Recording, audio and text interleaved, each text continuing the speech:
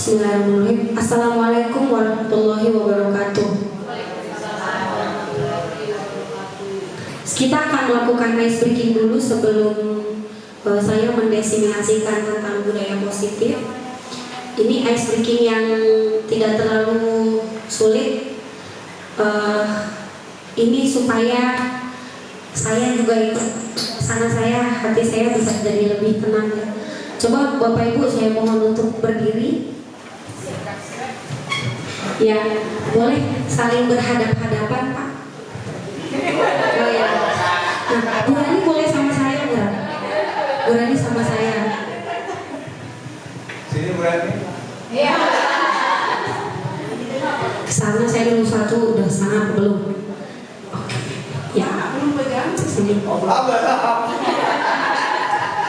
Saking kompaknya. Oke. Baik.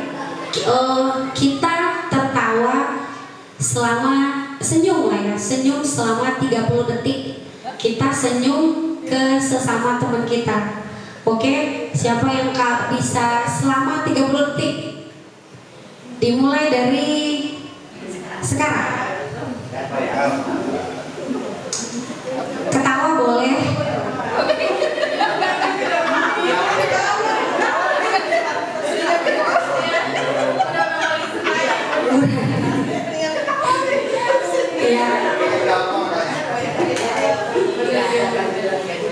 Oke. Senyum yang lebar kelihatan gigi boleh.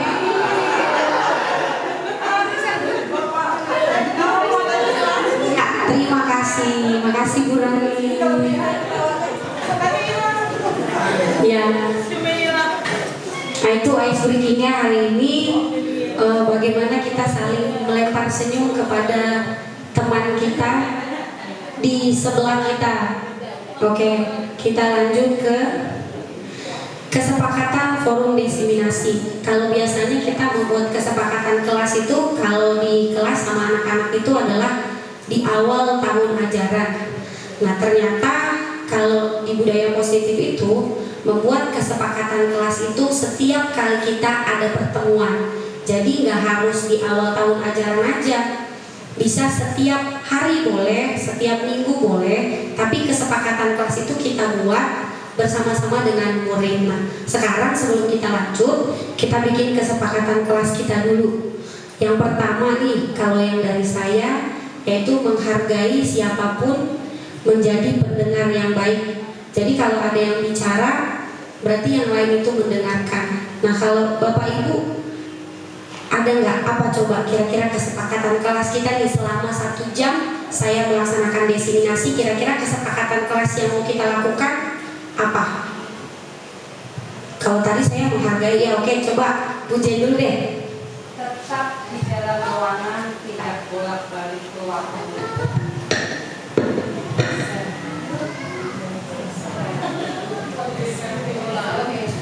Oke, tetap di dalam ruangan. Ya, kalau Bu Flo apa? Kalau ingin berbicara dari dulu. Oke.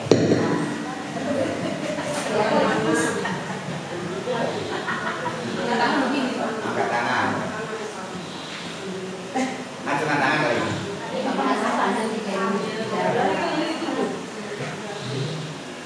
Soalnya silah.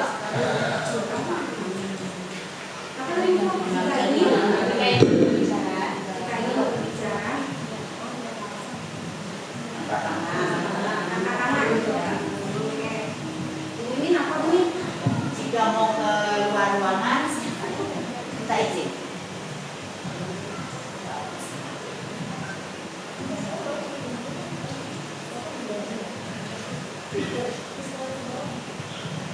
Ada lagi apa nih? Mengikuti desiminasi dengan baik.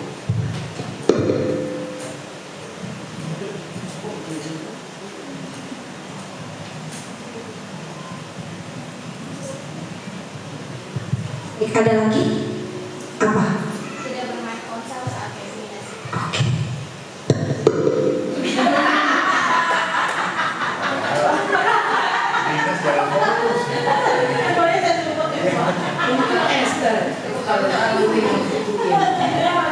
Iya, Bapak langsung genai. Ada lagi?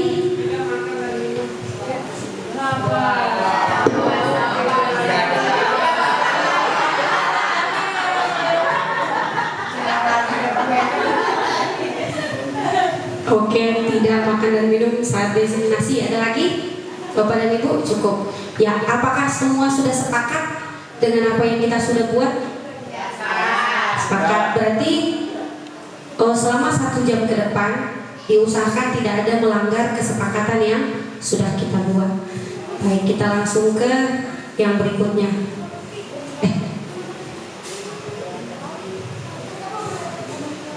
Oke. Seorang guru yang baik itu harus memiliki kemampuan dalam mewujudkan budaya positif di sekolah. Budaya positif tersebut dapat dijalankan dengan menerapkan konsep-konsep, berarti penemuan positif, motivasi perilaku manusia, keyakinan sekolah atau kelas, lalu kebutuhan dasar manusia, posisi kontrol restitusi, dan segitiga restitusi. Lanjut, disiplin positif. Disiplin positif itu merupakan suatu cara yang menerapkan disiplin yang mengajarkan anak bertanggung jawab dan menumbuhkan kesadaran diri berdasarkan nilai-nilai kebajikan. Lalu disiplin positif lebih ke arah disiplin diri yang dapat mengontrol diri dalam melakukan segala tindakan. Lalu disiplin diri dapat membuat murid memahami dan menyadari berdasarkan motivasi internal, bukan akibat paksaan, pujian, ataupun hukuman. Nah, disiplin positif ini ada pada 6 karakter dalam profil pelajar Pancasila. Yang pertama itu beriman bertakwa kepada Tuhan Yang Maha Esa, lalu berakhlak mulia, mandiri, berkebinekaan global, bergotong royong, kreatif, dan bernalar kritis. Nah, ini semua ada dalam disiplin positif. Ini juga ada dalam apa yang diajarkan oleh Ki Hajar Dewantara. Motivasi perilaku manusia, kesana dulu ya. Untuk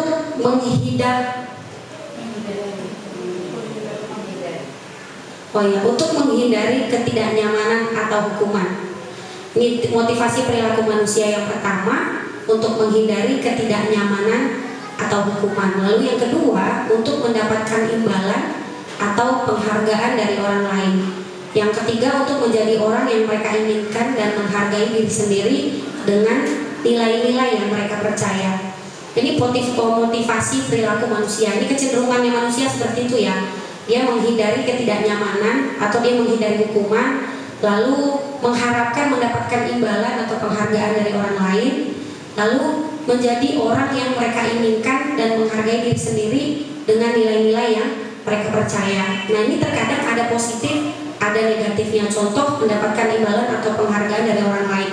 Jika kita memberikan imbalan kepada murid berupa penghargaan atau reward, kalau kita berpikir itu tadinya bagus, tapi ternyata tidak. Kenapa? Jadi ketika kita selalu memberikan imbalan kepada murid, gak tahu mungkin dulu kesana juga atau belum gitu. Jadi untuk ke dia belum, mungkin yang sudah ya sudah. Untuk mendapatkan imbalan atau penghargaan dari orang lain. Keyakinan sekolah atau keyakinan kelas. Keyakinan sekolah atau keyakinan kelas. Ada yang pertama itu, guru berperan dalam mewujudkan terbentuknya keyakinan sekolah atau kelas dengan adanya kesepakatan antara guru dan murid. Yang kedua, keyakinan sekolah atau kelas berupa pernyataan universal yang mudah diingat dan dipahami dan harus diterapkan di lingkungan sekolah. Keyakinan sekolah dan keyakinan kelas itu beda dengan peraturan sekolah atau peraturan kelas. Jika peraturan sekolah itu dibuat oleh satu pihak, misalnya sekolah. Contoh, seragam hari Senin apa, Selasa apa, itu lebih ke peraturan kelas. Sementara kalau keyakinan kelas itu disepakati oleh dua pihak. Itu sekolah bisa di dalamnya ada stakeholder sekolah, bisa guru, orang tua, komite, siswa. Sementara kalau peraturan sekolah itu dibuat oleh sekolah sendiri gitu. Dan itu kalau Mungkin sepi dari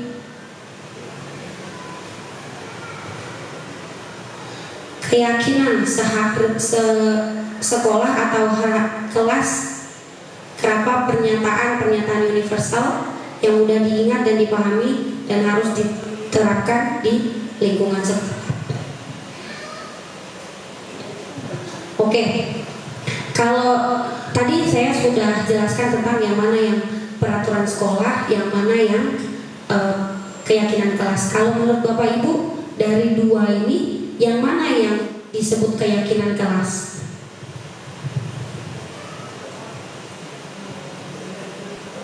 Kira-kira yang mana yang keyakinan kelas? Yang di sebelah kanan atau yang di sebelah kiri?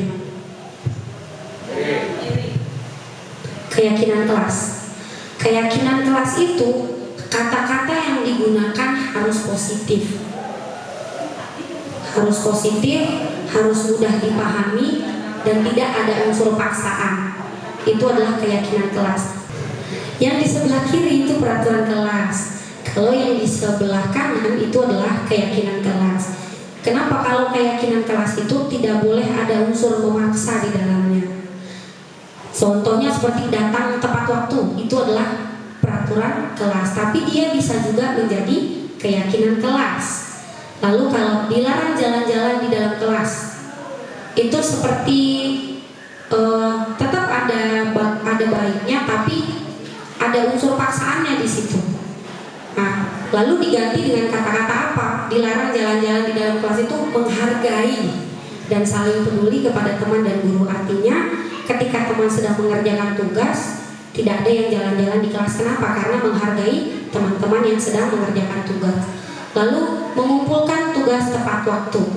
Mengumpulkan tugas tepat waktu itu menjadi seperti peraturan kelas. Makanya diganti menjadi mengerjakan tugas tepat waktu. Lalu dilarang mencoret-coret meja dan dinding kelas.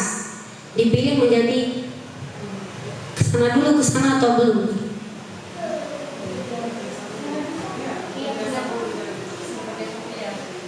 Oke. Keyakinan sekolah atau keyakinan kelas. Ini salah satu contoh keyakinan kelas. Ini SDN Rangda Malingkung 3. Disiplin waktu, berpakaian rapi dan sopan, berdoa sebelum dan sesudah belajar, siap untuk belajar baik sumber ataupun alat belajar, tunjuk tangan ketika ingin berbicara, belajar dengan semangat, mampu bekerja sama dan saling menghormati, ramah dan santun, lalu menjaga kebersihan kelas dan merapikan peralatan yang sudah dipakai. Ini adalah contoh keyakinan kelas karena bahasa yang digunakan tidak ada unsur memaksa di dalamnya.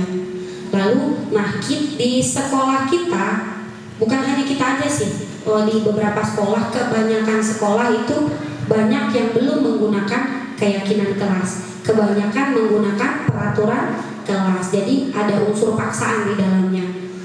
Nah, mungkin kalau untuk tahun ajaran baru nanti kita bisa membuat keyakinan kelas yang sifatnya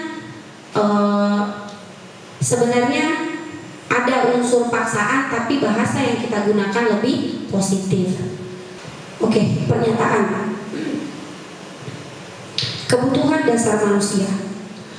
Ketika seorang murid melakukan suatu perbuatan yang bertentangan dengan nilai-nilai peraturan, kebaikan atau melanggar, sebenarnya hal itu dikarenakan mereka gagal memenuhi kebutuhan dasar mereka.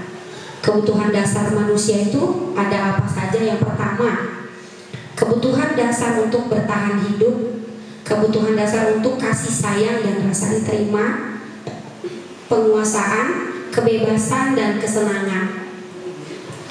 Ini ada studi kasus di sini. Seorang guru yang bernama Ibu Zulaika, dia itu adalah wali kelas 6. Dia itu bingung menghadapi ulah salah satu murid di kelasnya. Namanya adalah Tommy. Beberapa anak telah mengeluhkan Tommy yang seringkali meminta bekal makan siang mereka dengan paksa. Jika menghadapi situasi seperti Ibu Zulaika, apa yang akan Anda lakukan? Menurut Anda, apa kira-kira alasan Doni melakukan hal tersebut? Coba Bapak Ibu jika ibu menjadi ibu Zulaika, kira-kira nih apa yang akan Anda lakukan? Tommy.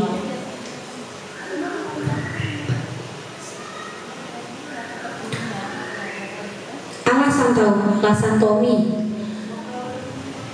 Yang pertama ya, karena ia lapar dan orang tuanya tidak membawakannya bekal makan siang, maka kebutuhan dasar yang sedang berusaha dipenuhi oleh Tommy adalah kebutuhan untuk bertahan hidup. Nah, itulah yang tadi dia minta bekal temennya gitu, karena dia merasa kebutuhan dasarnya itu tidak dipenuhi oleh orang tuanya, sehingga dia berusaha memenuhi kebutuhan dasarnya sendiri dengan mengambil atau meminta makanan dari teman-teman. Lalu alasan Tommy yang kedua, ini apa nih? Alasan Tommy yang kedua, ia merasa senang temannya jadi memperhatikan dia. Ketika teman-temannya melaporkan tindakannya itu kepada gurunya dan gurunya memberitahu orang tuanya, sehingga orang tuanya menjadi memperhatikan dia, maka kebutuhan dasar yang sedang dipenuhi Tommy adalah kebutuhan akan kasih sayang dan rasa diterima. Jadi ketika teman-temannya meminta bekalnya lalu melapor kepada guru, di situ Tommy itu merasa, aduh aku nggak disayang nih. Akhirnya teman-temannya melapor kepada guru. Guru memanggil orang tuanya supaya Tommy itu lebih diperhatikan. Akhirnya setelah kasih sayang dari orang tuanya dapat dipenuhi, Tommy merasa bahwa kebutuhan dasar akan kasih sayang dan rasa diterima dari teman-temannya, guru dan orang tuanya sudah dipenuhi. Itu adalah kebutuhan dasar manusia yang kedua. Alasan Tommy yang ketiga, karena temannya jadi takut dengan dia dan menuruti keinginannya, maka sebetulnya Tommy sedang berusaha memenuhi kebutuhan dasarnya akan kekuasaan. Dia menjadi merasa aku yang paling jagoan di sini gitu. Sehingga ketika dia mengambil makanan teman-temannya mau aja ngasih karena takut dimarahi atau diganggu oleh si Tommy tadi. Jadi dia merasa dia itu berkuasa. Yang keempat, karena dia merasa bosan dengan bekal makanan yang dibawakan ibunya dari rumah, karena ibunya selalu membawakan bekal yang sama. Oleh karena itu dia ingin mencoba makanan teman-temannya yang beraneka ragam. Maka Tommy sedang berusaha memenuhi kebutuhannya akan kebebasan. Jadi makanan teman-temannya itu dia rasa lebih enak dibanding makanan yang dia bawa. Tadi kalau pertama tadi dia tidak dibawakan bekal, lalu dia mengambil bekal temannya, lalu yang ini dia sudah dibawakan bekal, tapi ternyata bekal yang dibawakan itu tidak dia sukai, sehingga dia mengambil bekal teman-temannya. Dia merasa yang dibuat ibunya itu membosankan ya. Berarti dia merasa kebutuhan akan kebebasan itu sudah dia penuhi. Lalu yang kelima, karena ia melakukannya, mungkin lu selalu. Karena itu melakukannya karena iseng saya, dan ia menikmati ekspresi wajah teman-temannya yang kesal karena diambil makanannya, dan menurut dia ekspresi teman-temannya itu lucu. Maka berarti Tommy sedang berusaha memenuhi kebutuhannya akan kesenangan.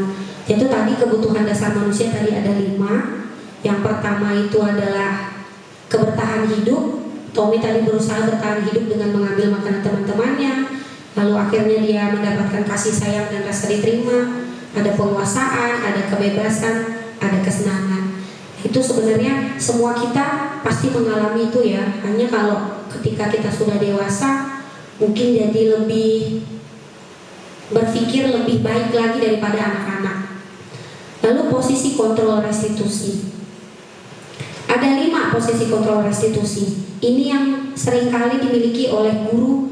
Kebanyakan itu hanya sampai di posisi yang ketiga. Yang pertama, guru sebagai penghukum.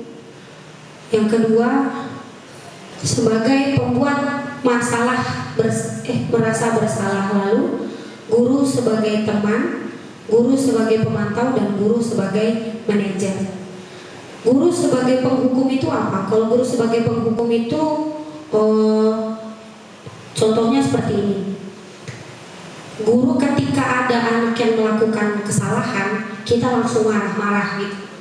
Tidak bertanya dulu salahnya apa, kamu tadi habis ngapain, tahu-tahu langsung kita marahin aja. itu disebut sebagai guru sebagai penghukum.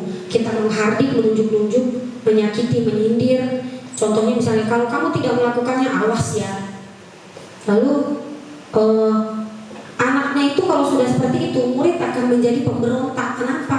Karena dia merasa dia selalu disalahkan. Terkadang dia bahkan sebenarnya bukan salah dia, tapi misalnya ada anak berantem nih, dua-duanya salah, tanpa ditanya dulu siapa yang memulai, tahu-tahu dua-duanya dimarahin aja. Itu disebut guru sebagai penghukum. Lalu yang kedua, guru sebagai pembuat rasa bersalah. Kita membuat murid itu bertanya kepada dia seolah-olah dia lebih bersalah gitu lah.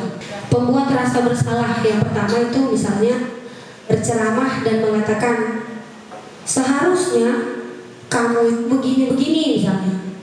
Ibu tuh kesel banget nih soalnya kamu gak mau nurut. Nah itu, jadi dia membuat anak itu menjadi merasa bersalah. Misalnya kamu kenapa sih kamu gak mau cuci piring gitu? Harusnya kan itu tugas kamu.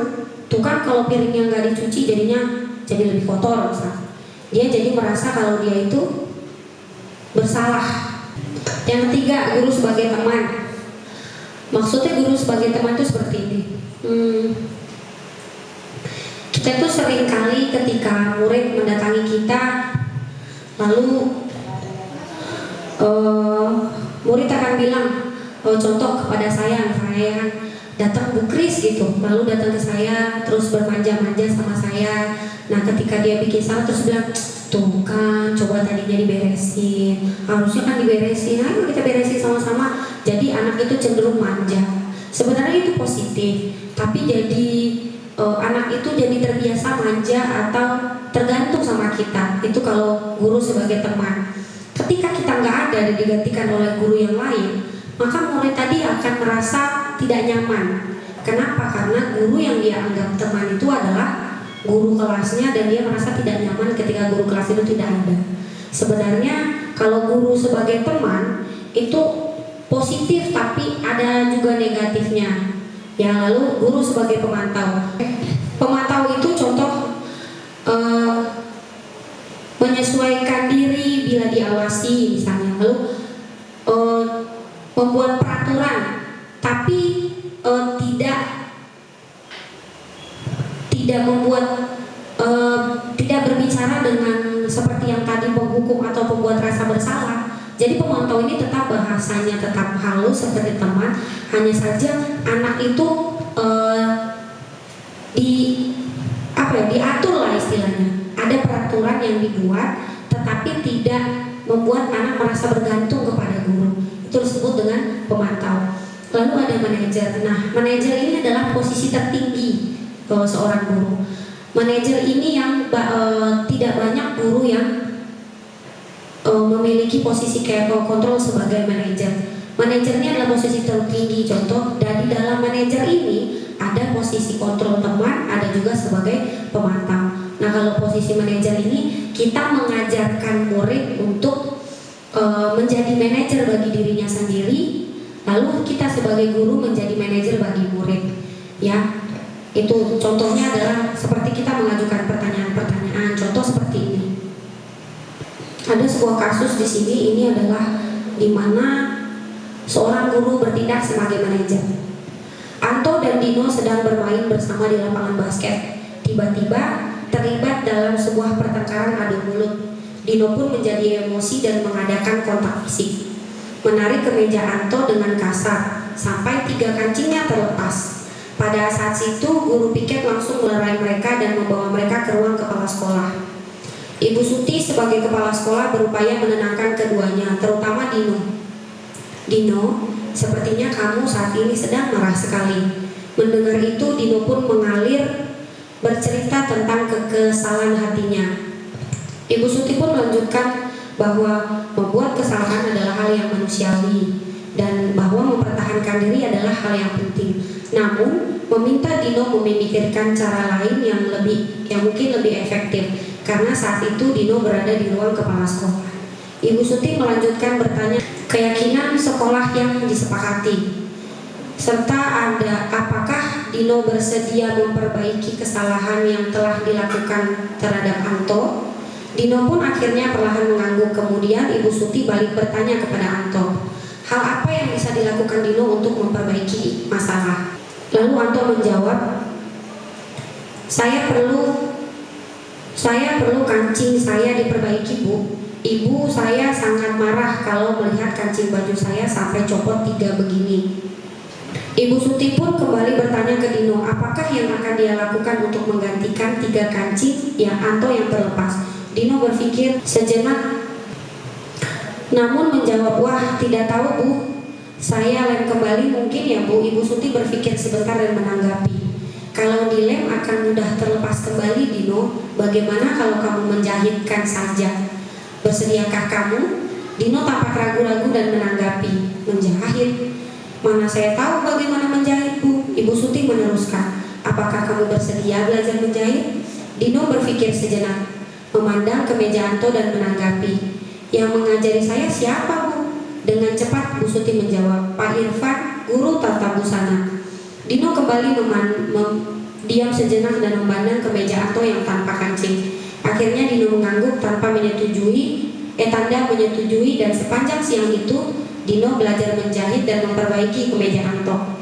Terakhir kali terlihat kedua anak laki-laki tersebut, Dino dan Anto, pada jam pulang sekolah. Mereka sudah bercengkrama dan bersenda gurau kembali. Oke.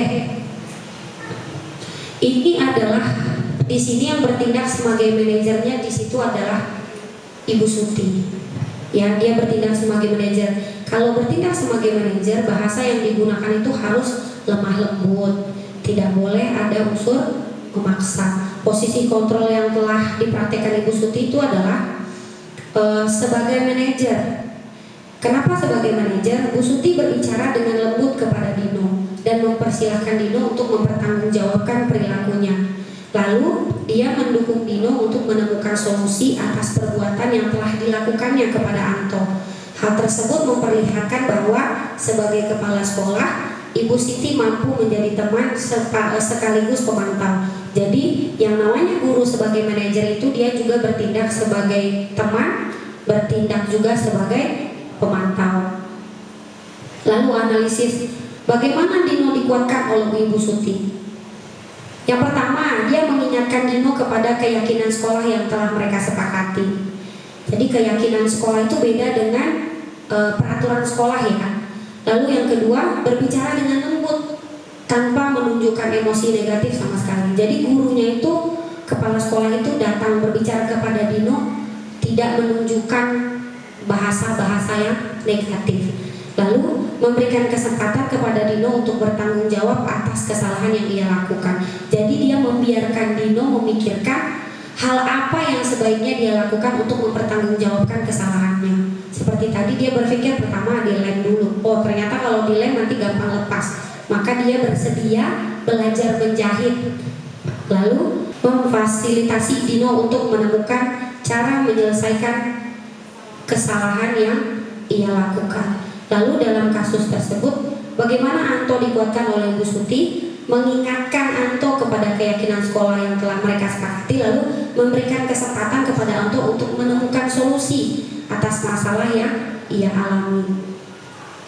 Lalu kira-kira nilai kebajikannya apa? Kalau di dalam budaya positif itu ada yang disebut dengan nilai-nilai kebajikan. Yang pertama adalah ada banyak ya sebenarnya, tapi di dalam kasus ini ada yang namanya disebut tanggung jawab. Tanggung jawab itu di mana? Ketika Dino mau menyelesaikan masalah yang ia lakukan. Lalu kontrol diri, dia mau meredam rasa amarahnya. Ketika kepala sekolah tiba-tiba berbicara lembut, dia bersedia untuk meredam amarahnya. Lalu rasa hormat, dia menurunkan emosinya ketika berbicara dengan kepala sekolah. Dia tidak lagi berteriak ya. Lalu pemecahan masalah, dia menemukan solusi atas masalah yang dilakukan. Lalu dia punya komitmen. Dino berupaya memasang kembali kancing baju Anto dengan berusaha belajar dari Pak Irfan. Lalu memberikan yang terbaik dari dirinya, persahabatan.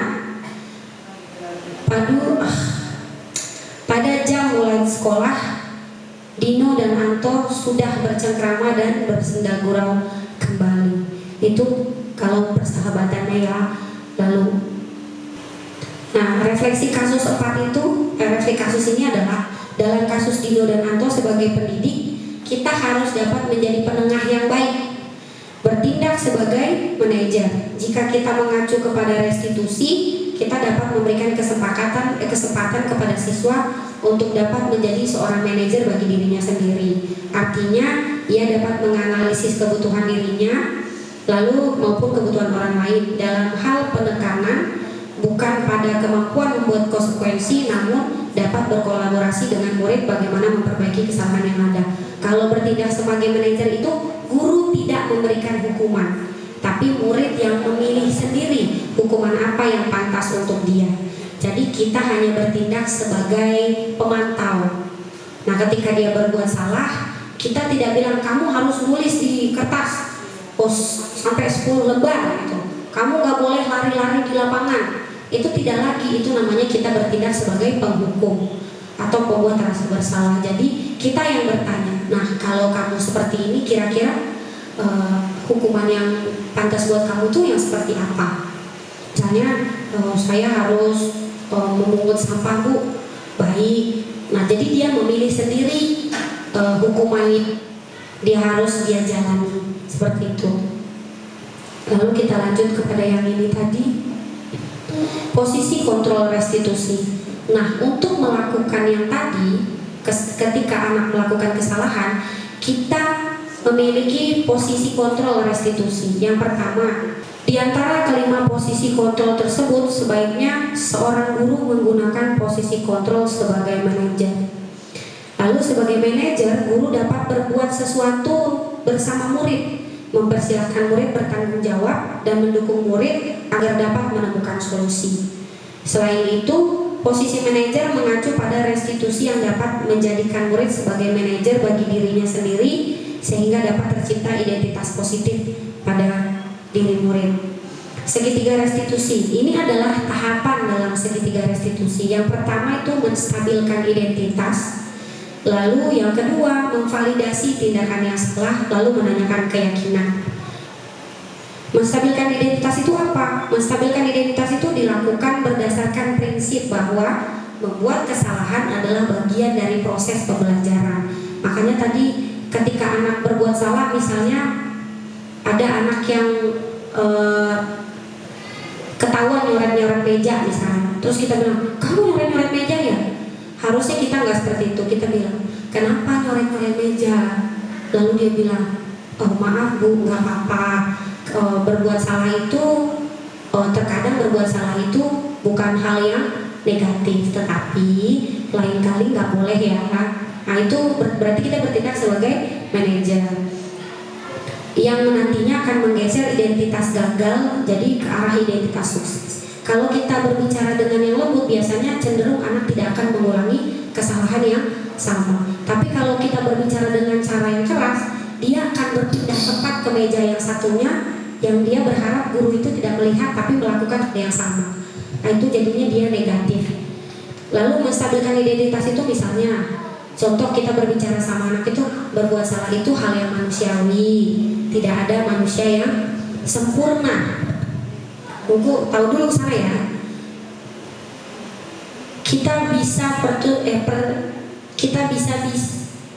Kita pasti bisa menyelesaikan permasalahan ini.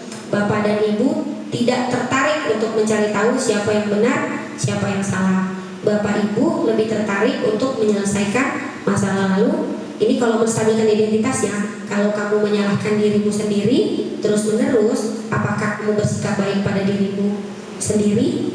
Nah gitu. Jadi kita nggak boleh membuat anak itu merasa kamu salah loh, kamu salah loh. Kita nggak boleh seperti itu. Lalu validasi tindakan yang salah.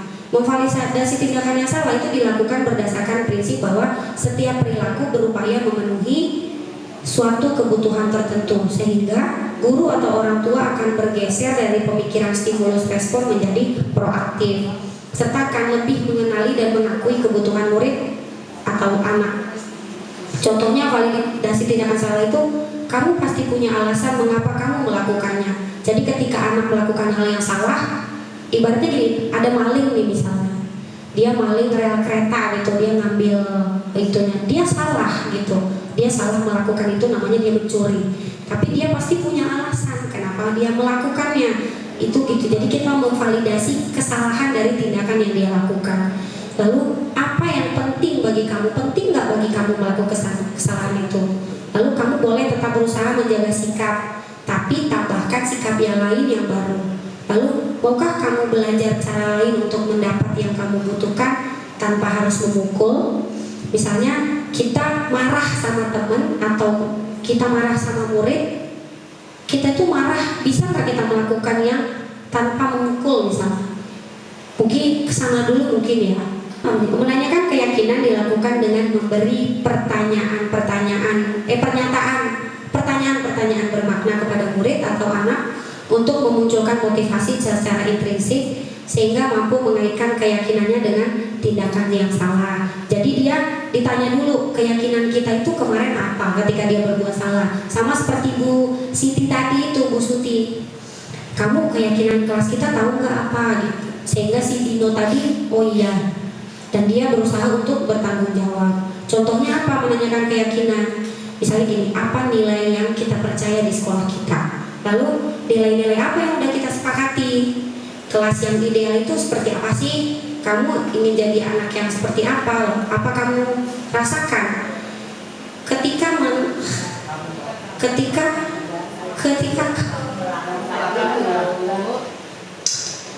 kamu melakukan itu, kamu menjadi orang yang seperti apa? Yaitu dia yang menanyakan keyakinannya. Itu tadi segitiga restitusi. Oke, terima kasih. Adakah yang ingin bertanya? Ya. Materi ini jadi yang terakhir kita ini keyakinan kelas atau peraturan kelas? Kalau di sekolah apa di kelas nih? Ya, dunia pendidikan ya. Ya, kalau di dunia pendidikan mungkin.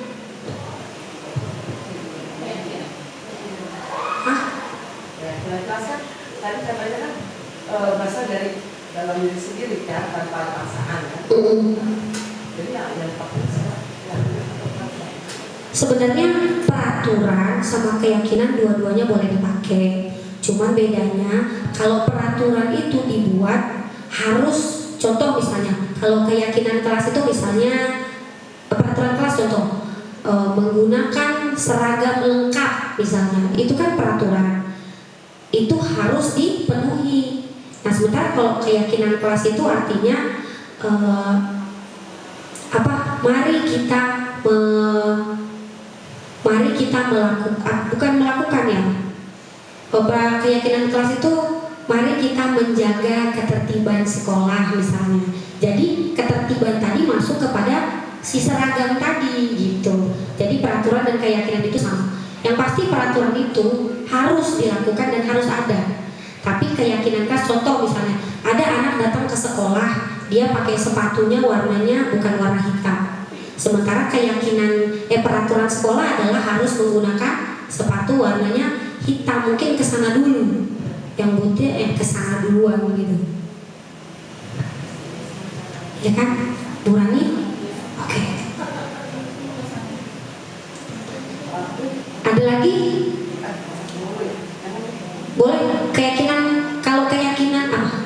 ini belum ada di aku. Pengajaran di sini Restitusi. Berat kali pertanyaan ini. Restitusi itu adalah ini Bu, restitusi itu kayak batasan gitu. Dia itu. Jadi kayak restitusi itu kayak apa ya? Kayak jembatan atau aturan yang gimana ngejelasinnya? Kayaknya saya harus nyontek deh. boleh saya ini Boleh, Uji. mau restitusi itu yang saya pernah pahamin dan kita pernah ada waktu di PNN itu, restitusi itu sebagai refleksi diri kita sebagai pendidik. Nah, kalau di dalam restitusi itu kan hukuman. Nah, itu bukan hukuman. Artinya restitusi itu bagaimana kita merefleksikan diri, memberikan apa sebagai maksudnya kayak timbal balik gitu loh ke siswa itu bagaimana, jangan memberikan hukuman kalau yang saya tangkap. Ya betul Bu. Ya, restitusi itu adalah hukuman, tapi dia ada batasannya gitu. Restitusi seperti itu. Ya, ada lagi Bapak Ibu?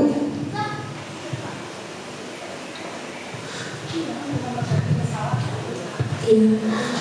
Makanya ada posisi kontrol yang kalau hanya restitusinya saja yang dipakai, betul yang dibilang Bu Jen tadi. Tapi ada batasannya tadi yang mana? Yaitu yang posisi kontrol tadi.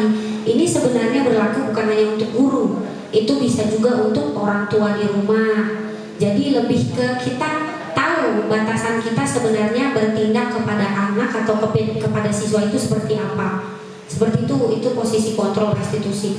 Nah, restitusi itu untuk membatasi tingkah laku kita itu yaitu tadi menanyakan kepada anak. Nah, kita menggunakan segitiga restitusi tadi. Ya, dia itu menstabilkan idik ke dan sat. Nah, ternyata udah kesana dulu. Mensamat yang belum, kalau yang sudah coba menstabilkan identitas, validasi tindakan yang salah, menanyakan keyakinan. Itu adalah tahapan dalam segitiga restitusi. Ada lagi yang mau ditanya?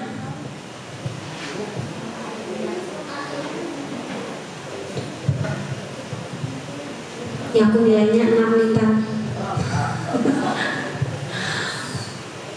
Boleh. Ada yang mau ditanya? Misalnya gimana sih cara membuat keyakinan kelas, misalnya gitu loh. Ada Pak, boleh Pak. Kalau keyakinan kelas sama kesepakatan kelas sama kan? Beda Pak. Kalau kesepakatan kelas dengan keyakinan kelas, kesepakatan kelas itu hampir mirip dengan peraturan kelas.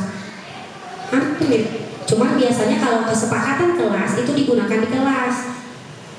Tidak ada kayak kesepakatan sekolah. Kalau ke sekolah dia jatuhnya ke keyakinan sekolah. Tapi kalau kesepakatan kelas itu seperti tadi. Makanya kalau kesepakatan kelas itu kita lakukan setiap kali kita mau melakukan misalnya Pak Mina nih hari ini belajar matematika. Nah, kita bikin kesepakatan kelas dulu ya. Besoknya IPA. Kita bikin kesepakatan kelas ya. Nah, itu kesepakatan kelas, beda dengan keyakinan kelas. Kalau keyakinan kelas itu mirip dengan peraturan, dibuat satu kali pada awal tahun pelajaran. Itu Pak bedanya. Jadi kalau keyakinan kelas itu mirip dengan peraturan, tapi keyakinan kelas itu dia bahasa yang digunakan lebih positif. Beda dengan kesepakatan kelas. Kalau kesepakatan kelas itu kapanpun Pak Minan boleh melakukan kesepakatan kelas. Tidak harus di awal tahun. Kalau di awal tahun ajaran itu namanya keyakinan kelas atau peraturan sekolah. Seperti itu.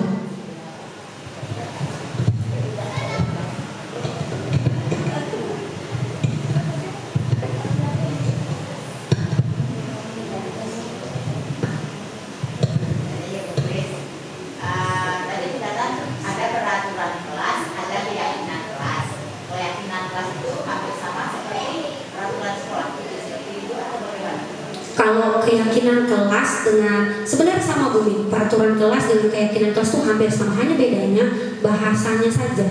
Jadi kayak tadi contoh yang ini. Ini kan kalau keyakinan kelas misalnya berpakaian, berdoa sebelum dan sesudah belajar. Jadi kesana dulu.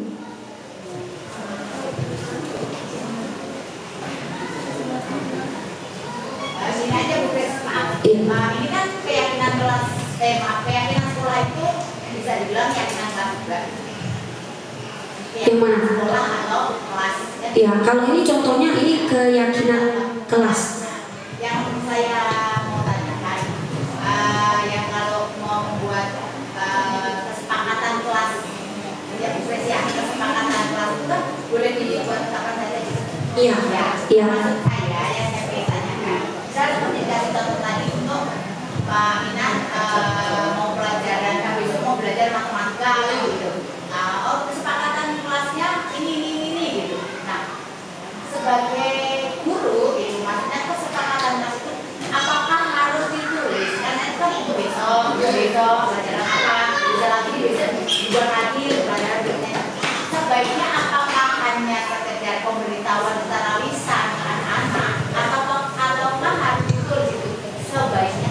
Nah, kalau itu sebenarnya ditulis dulu, misalnya hanya dalam jam pelajaran itu saja, atau harian misalnya. Kita kan masuk pagi karena kalau SD kan masih wali kelas ya.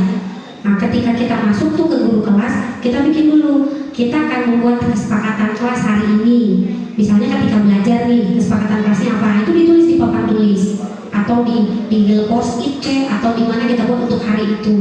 Nah, misalnya pelajaran hari ini adalah tahu-tahunya besok kita ada kegiatan menggambar misalnya.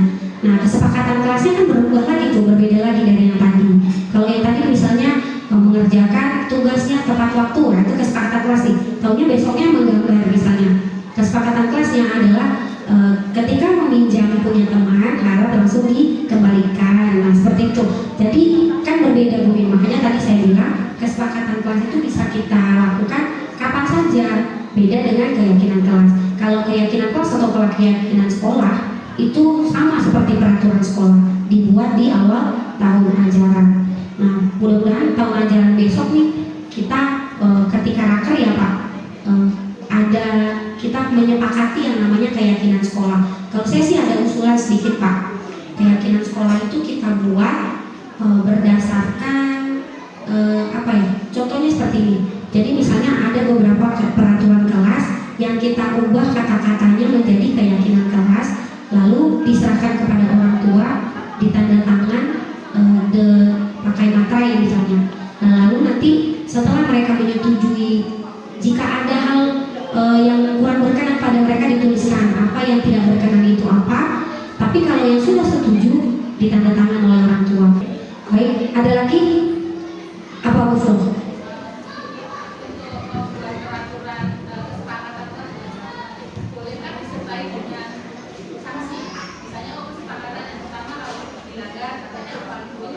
Nah, nggak boleh Mas, tidak boleh.